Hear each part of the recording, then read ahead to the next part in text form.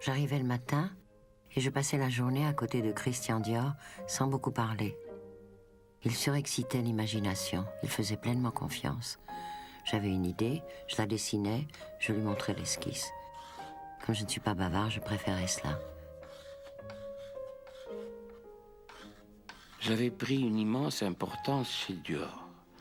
Et 2 mois avant de mourir, un jour, quand ma mère est venue me chercher au studio, il lui a dit, lorsque je me retirerai, votre fils sera mon successeur. Pour mon premier défilé, je n'ai eu peur qu'après la représentation. Lors de la préparation de la collection, j'étais dans une euphorie totale. Je savais que j'étais en train de devenir célèbre.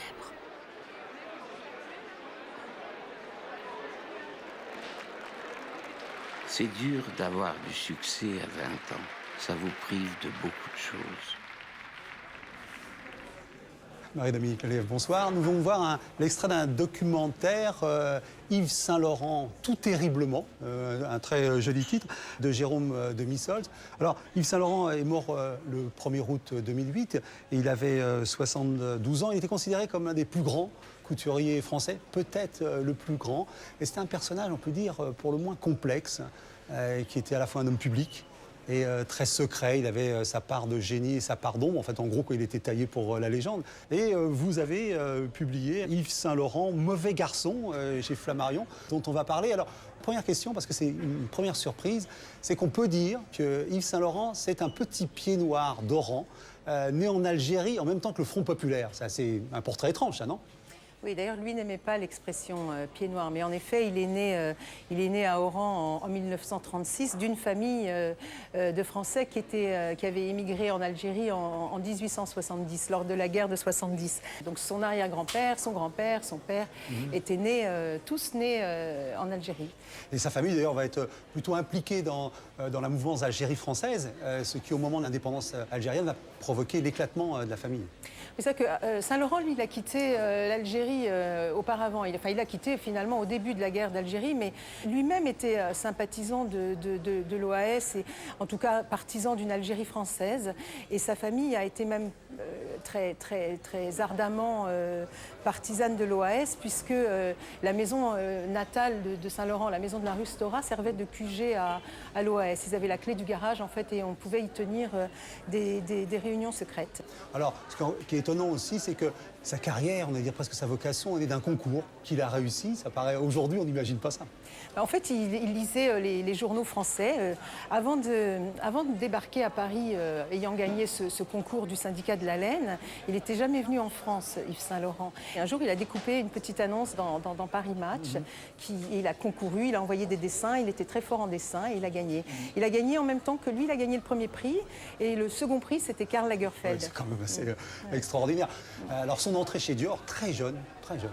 Il est rentré chez Dior, oui, très jeune, parce qu'il avait eu la chance, grâce à sa tante connaissait Brunhoff, qui était le directeur de Vogue, et il a présenté les dessins d'Yves Saint-Laurent à Christian Dior, et c'est comme ça qu'il est rentré. Alors, cette entrée chez Dior, qu'est-ce qu'il y fait? Et puis, comment se fait-il qu'un jour, il se retrouve à la tête de Dior?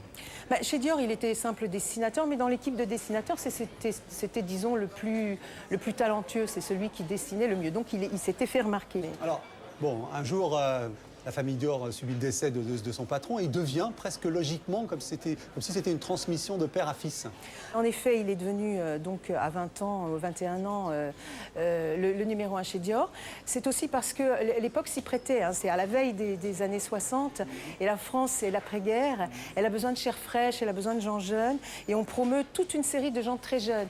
Bernard Buffet, qui est très jeune, est considéré comme le nouveau génie de la peinture. Françoise Sagan est le nouveau génie littéraire. Et évidemment, on a un petit prince de la couture, Yves Saint-Laurent, qu'on met en vedette, qu'on valorise. Mais sa jeunesse y est pour beaucoup, parce qu'il y avait d'autres stylistes très talentueux auraient aussi pu succéder à Christian Dior. Vous le dites d'ailleurs, parce qu'il en parlait avec Françoise Sagan, cette gloire très jeune, il l'a portée presque comme un fardeau après, par la suite. La gloire très jeune, j'imagine que c'est très bien, mais enfin, lui, vous savez, il venait de Oran, et à Oran, à l'école, on se moquait de lui, il se faisait traiter de tapette, et ça l'humiliait énormément parce qu'il avait un immense amour-propre, et il s'était dit, je me vengerai, j'aurai mon nom écrit, enfin, je serai célèbre, quoi. Donc ce qu'il voulait essentiellement, c'était être célèbre, être très connu. Et ça lui est arrivé à 20 ans comme une espèce de cadeau. Je pense que ça lui a semblé naturel. Ça devait, quand on a 20 ans et que vous arrive un truc comme ça.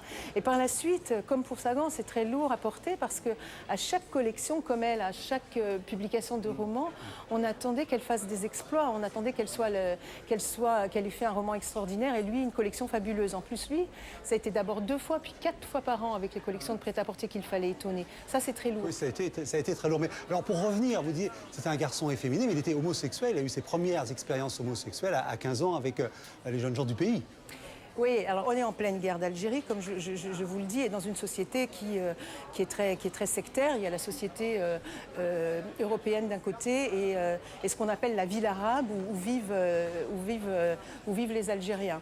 Et lui, son premier amant, c'est Boualem, qui est le maçon qui est en train de refaire la terrasse de la maison. Mais c'est une liaison qui était secrète, enfin, que les membres de sa famille connaissaient, mais ce n'est pas une relation qui était connue de ses copains d'école, parce que alors là, je crois qu'il se serait fait carrément massacrer.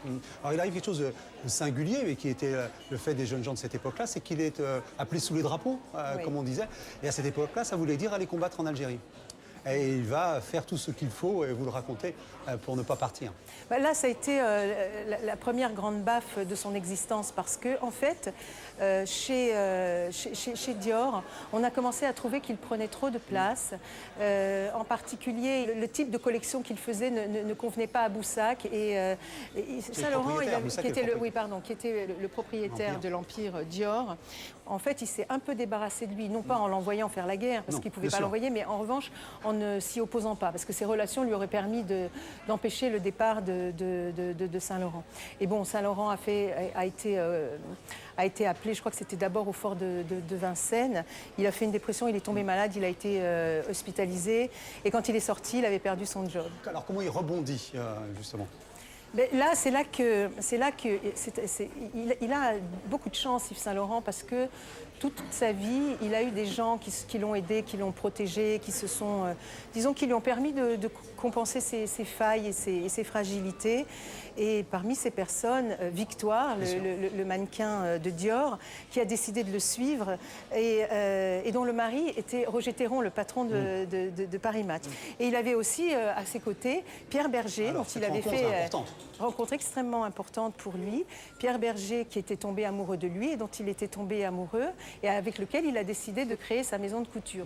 Ils ont eu le culot de créer cette maison au départ avec des bouts de ficelle.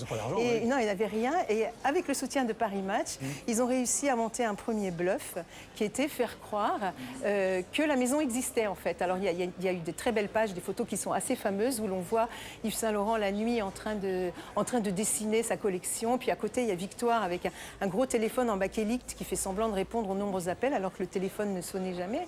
Et c'est une mise en scène qui a permis de trouver un investisseur américain qui a amené l'argent. Oui. Alors, dans votre livre, ce qu'on découvre, c'est le rapport très complexe dans le couple Berger et Yves Saint-Laurent. On a presque le sentiment d'un homme sous influence, parce qu'il faut le dire, Yves Saint-Laurent avait quelques addictions, hein, c'est le moins qu'on puisse dire, et on a le sentiment que Pierre Berger a été comme une âme grise ou comme quelqu'un qui a mis Yves Saint-Laurent sous influence. Si vous voulez, au départ, le créateur, c'est vraiment Yves Saint-Laurent, et Pierre Berger, il apporte la logistique parce que c'est un homme d'action, il a le sens du verbe. Puis Pierre Berger, il a les pieds sur terre, il a le sens de la réalité. Donc ils se sont véritablement complétés. Mais alors ces deux hommes, parce qu'ils sont fascinants dans votre livre, leur caractère est très opposé, très trempé. On a l'impression d'ailleurs que quand Saint-Laurent est dans son atelier, il y a une espèce de terreur qui saisit les employés. Et de l'autre côté, Pierre Berger a des colères formidables. En effet, dans la maison de couture, surtout vers la fin, ce que vous décrivez, c'est-à-dire l'espèce de silence, parce que je raconte dans le livre la dernière semaine d'Yves Saint-Laurent dans son bureau. Bon là, c'est la dernière semaine, c'est très étonnant. Il y a le studio, donc en fait, il travaille en équipe dans le studio, mais le studio, il y a des gens de tous les âges, il y a des gens jeunes, il y a son équipe habituelle, Loulou de la Falaise, Anne-Marie Munoz. Tout le monde est hyper silencieux, il ne faut pas faire de bruit parce que M. Saint-Laurent est là. Donc il y a cette espèce de climat. Ce climat s'explique par sa fragilité, en fait, et ce climat d'artifice qu'il a créé autour de lui pour se protéger. Alors, cette fragilité, tout à l'heure, j'ai parlé des addictions, mais elles ont une influence sur la vie de la maison, c'est-à-dire l'alcoolisme, la drogue, puisqu'au moment de l'introduction en bourse, je crois que Pierre Bergé n'a même pas pu présenter Yves Saint-Laurent aux actionnaires, tellement son état aurait inspiré, j'allais dire, des craintes aux actionnaires. Oui, ça, il est probable que l'introduction en bourse de la Maison Saint-Laurent a été un immense succès et ça n'aurait sûrement pas été le cas si les actionnaires avaient eu connaissance de l'état réel d'Yves Saint-Laurent qui était malade à ce moment-là et même incapable de s'exprimer normalement. Et dans le livre, dans le cahier photo, j'ai retrouvé quelqu'un a bien voulu me confier une espèce de dédicace qu'il écrit sur un livre en 1989, l'année de l'introduction en bourse. Et chacun peut voir dans quel état il est puisqu'il n'arrive même plus à signer son propre nom, quoi. Il est vraiment fragile. Mais en fait, ce que je trouve intéressant, c'est le monde de la mode, avec comment dirais-je, avec qui fabrique un conte de fées qui ne correspond pas à la réalité. D'ailleurs, là, depuis que mon livre est sorti, il y a une espèce de fausse polémique. J'ai écrit 3 livres et les 3 livres ont les mêmes ingrédients, Gainsbourg, Sagan à toute allure, et le seul qui fait une histoire, le seul sur lequel on m'accuse quasiment d'avoir écrit un bouquin de trash, alors que c'est le même livre. Enfin, pas le même livre, j'écris pas la même histoire, c'est pas les mêmes enquêtes, mais les ingrédients sont les mêmes. Mais là, il s'agit du monde de la mode. Vous voulez dire en gros, parce que quand même, il faut le dire, et vous le savez, Pierre Bergé a réagi très fort. Est-ce que pour vous, vous dites, voilà, parce qu'il est en train d'écorner une marque dont il est le bénéficiaire, c'est ça? Je trouve, Pierre Bergé, il a réagi très fort. Et d'abord, je trouve JDD, oui, quand même. Je trouve ça bien parce qu'il a longuement parlé de mon livre, ce qui est déjà ce qui est un compliment, parce que c'est quand même en accepter, enfin en reconnaître l'existence. Et puis il a dit qu'il ne l'avait pas lu. Donc de toute façon, si vous voulez, il n'a pas de jugement sur mon livre. Il dit juste qu'il n'a pas voulu me recevoir. Il dit qu'il n'a pas voulu me recevoir, mais que si j'étais venue le voir, il m'aurait évité des erreurs. Mais c'est les contradictions du charmant du monde de la mode. Mais c'était important de le dire parce que, comme vous le dites, ce livre existe et il existe très fort parce que je le trouve formidable comme éclairage sur Saint-Laurent. Puis il existe à travers cette polémique et c'est bien que les choses se disent. Pierre Bergé, c'est lui qui a écrit la légende. Il a écrit la légende d'Yves Saint-Laurent. Moi, j'écris autre chose. Mais je trouve ça formidable d'avoir écrit la légende de Saint-Laurent. Je trouve que c'est un très grand romancier et je trouve ça magnifique, son travail.